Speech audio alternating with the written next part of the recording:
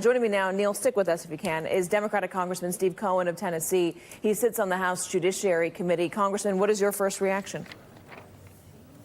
Well, I think Ari and Neil did a good analysis.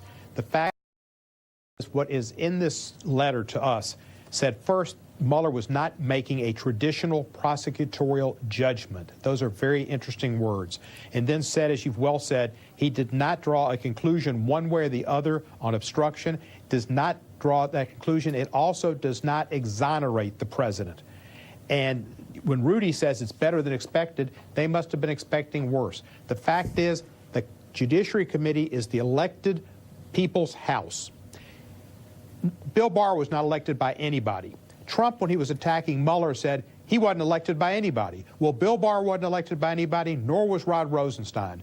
The Congress is elected. We need to see all of the information there to make a conclusion, to get information, to let the public make a decision on whether there was obstruction of justice to protect the Trump administration and Trump team from being involved and cited for collusion with the Russians. They said there was no collusion, but there was obstruction, and that's important. And the People's House needs to know it, and the People's House needs to have the complete report so that we can have hearings on this issue and pass laws to protect the American public. How much time are you willing to give William Barr to get more of the report out to the public? He said at the end of the letter that they're going to go through and try and take out what they cannot release by law, grand jury material, and then release what they can. How much time are you going to give him to do that?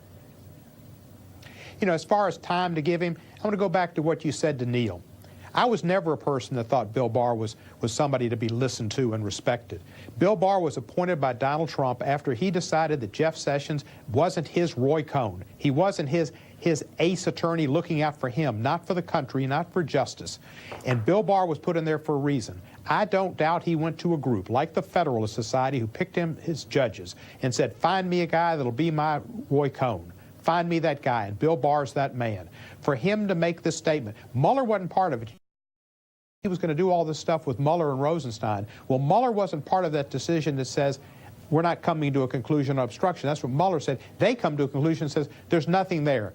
Well, Barr's there because he's appointed by Trump. He's not elected by the people, and you can put very little credence in what he's saying. He is a Trump appointee put in to protect Trump. That's why Trump put him in.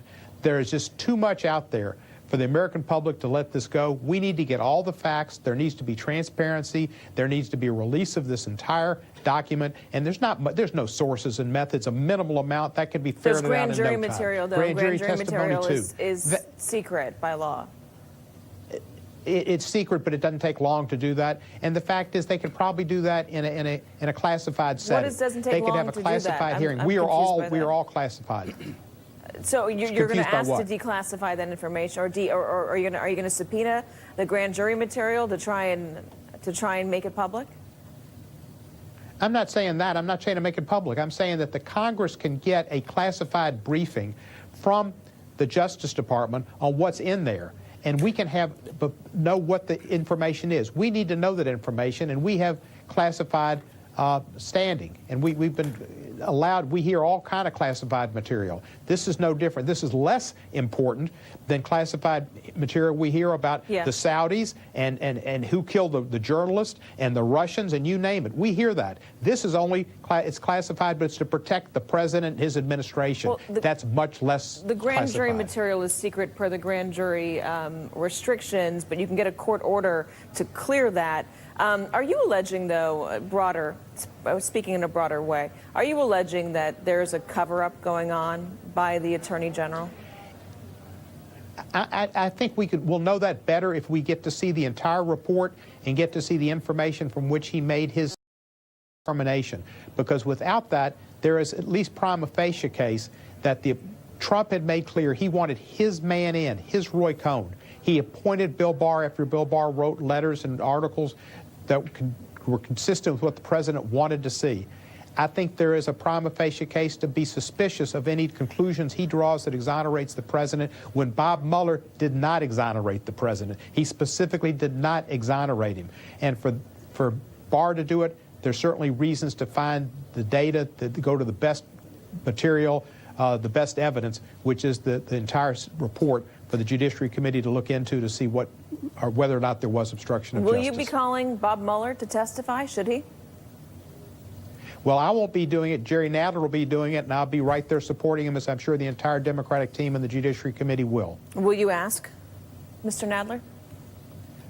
I can ask, but I don't have to ask. I mean, it'd be like asking the Phillies, do you want Bryce Harper? Who do you want to see in front of your committee after this?